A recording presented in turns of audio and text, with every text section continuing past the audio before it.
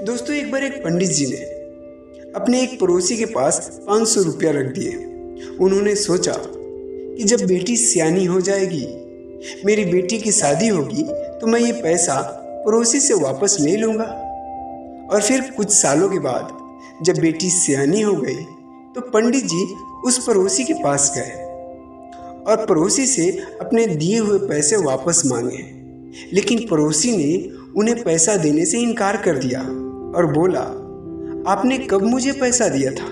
बताइए, क्या मैंने कुछ लिखकर आपको दिया है? आपके पास कुछ प्रमाण है? पंडित जी पड़ोसी के इस हरकत से बहुत ही परेशान हो गए और बड़ी चिंता में डूब गए। फिर कुछ दिनों के बाद पंडित जी को याद आया कि क्यों ना राजा से इस बारे में शिकायत कर दूं, ताकि वे कुछ फैसला कर देंगे और मेरा पैसा मेरी बेटी के विवाह के लिए मिल जाएगा।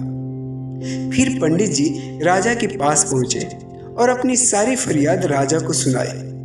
पंडित जी की सारी फरियाद सुनने के बाद राजा ने कहा, कल हमारी सवारी निकलेगी और आप अपने उस पड़ोसी के मकान के सामने खड़े रहना, मैं आपसे वहीं मिलूंगा। ठीक दूसरे दिन राजा की सवारी निकली। सभी लोगों ने राजा को फूल मालाएं पहनाई, किसी किसी ने उनकी आरती उतारी और इधर पंडित जी अपने पड़ोसी के मकान के सामने खड़े थे।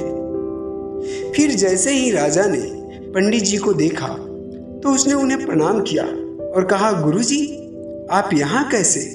आप तो हमारे गुरु हैं। आइए इस बग्घी में बैठ जाइए, मैं आपको आगे तक छोड़ देता हूँ। और इधर पड़ोसी ये सब देख रहा था। उसने भी राजा की आरती उतारी और फिर इस तरह राजा की सवारी आगे बढ़ गई। थोड़ी दूर चलने के बाद राजा ने पंडित जी को बग्घी से नीचे उतार दिया और कहा, पंडित जी, हमने आपका काम कर दिया है, अब आगे आपका भाग्य जाने। उधर वो पड़ोसी ये सब देखकर हैरान था कि पंडित जी को तो राजा से बहुत ही अच्छी साठगांठ है, कहीं पंडित जी राजा से मेरी शिकायत न करा दे। फिर पड़ोसी ने तत्काल अपने मुनीम को पंडित जी को ढूंढ कर लाने को कहा और इधर पंडित जी एक पेड़ के नीचे बैठकर कुछ विचार विमर्श कर रहे थे। तभी वहां मुनीम जी आए और मुनीम जी बड़े ही आदर के साथ उन्हें अपने साथ ले आए।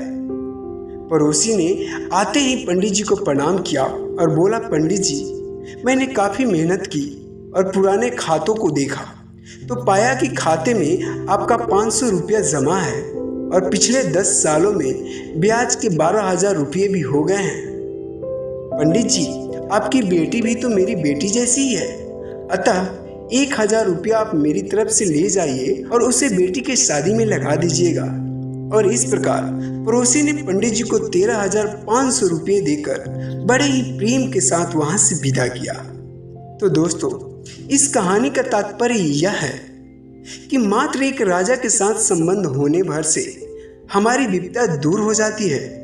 तो यदि हम इस दुनिया के राजा यानी कि परमात्मा से अपना संबंध जोड़ ले तो हमें कभी कोई भी समस्या, कठिनाइयाँ या फिर हमारे साथ किसी भी तरह के अन्याय का तो कोई प्रश्न ही नहीं उठ सकता है।